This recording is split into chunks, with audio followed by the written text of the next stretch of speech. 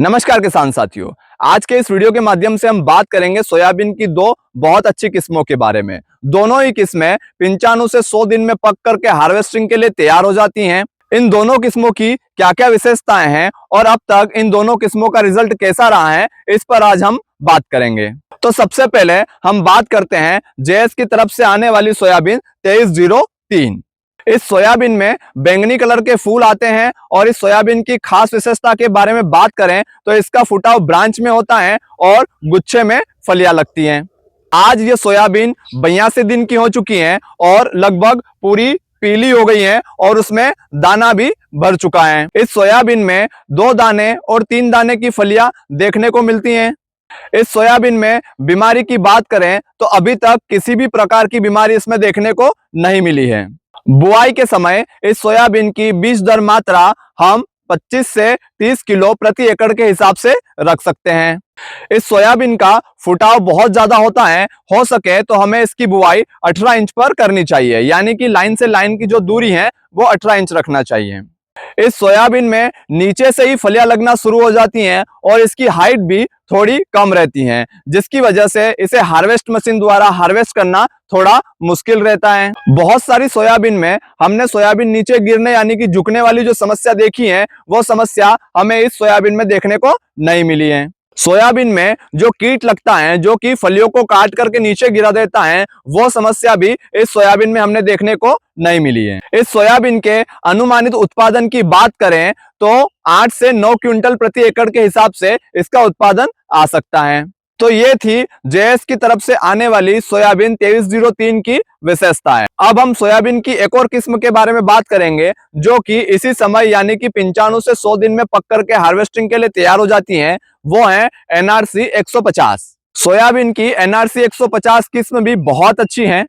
इस सोयाबीन में सफेद कलर के फूल लगते हैं। इस सोयाबीन की खास विशेषता के बारे में बात करें तो ये सोयाबीन सीधे चलती हैं, इसकी हाइट अच्छी रहती है और इसमें फलियां गुच्छे में ऊपर तक दिखाई देती हैं। इस सोयाबीन में बूर वाली फलियां देखने को मिलती हैं, जिससे कि कीट का प्रभाव इस सोयाबीन पर बहुत कम रहता है। इस सोयाबीन में फली की साइज थोड़ी बड़ी रहती है और इसमें 3 दाने की फलियां ज्यादा देखी गई हैं। इस सोयाबीन की फलियां बूर वाली होने की वजह से इसमें कीट या स्टेम फ्लाइंग वाली समस्या देखने को बहुत कम मिलती हैं। बुआई के समय इसकी बीज दर मात्रा 18 से 22 किलो प्रति एकड़ के हिसाब से रख सकते हैं। इस सोयाबीन का तना बहुत मजबूत होता है, जिससे कि इसमें गिरने वाली और झुकने वाली समस्या देखने को नहीं मिली है। इस सोयाबीन में किसी भी प्रकार का वायरस यानी कि yellow mosaic, white fungus, white flying की समस्या, स्टेम फ्लाइंग की समस्या देखने को नहीं मिली है। इस सोयाबीन की सबसे खास विशेषता यह है कि ऊपर तक गुच्छे में फलियां लगती हैं। इस सोयाबीन की हाइट बहुत अच्छी होती है, जिससे कि इसे हार्वेस्ट मशीन द्वारा बड़ी आसानी से हार्वेस्ट किया जा सकता है।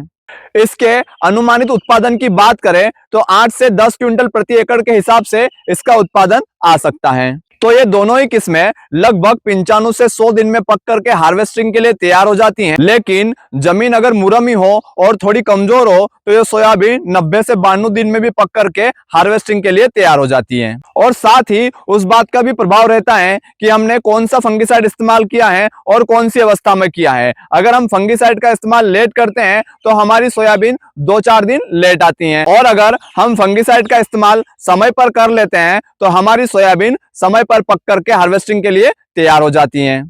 तो हमारी जमीन के हिसाब से और हमने किस प्रकार का फंगिसाइड इस्तेमाल किया है उसके हिसाब से सोयाबीन को पककर तैयार होने में 7-8 दिन आगे पीछे हो सकती हैं। तो कैसी लगी आपको ये जानकारी हमें कमेंट के माध्यम से बताएं, और आपके पास नई किस्मों में कौन सी सोयाबीन सबसे अच्छी है वो भी हमें कमेंट के माध्यम से बताएं। और इसी प्रकार की जानकारी के लिए आप चैनल को सब्सक्राइब करें, वीडियो को लाइक करें। धन्यवाद।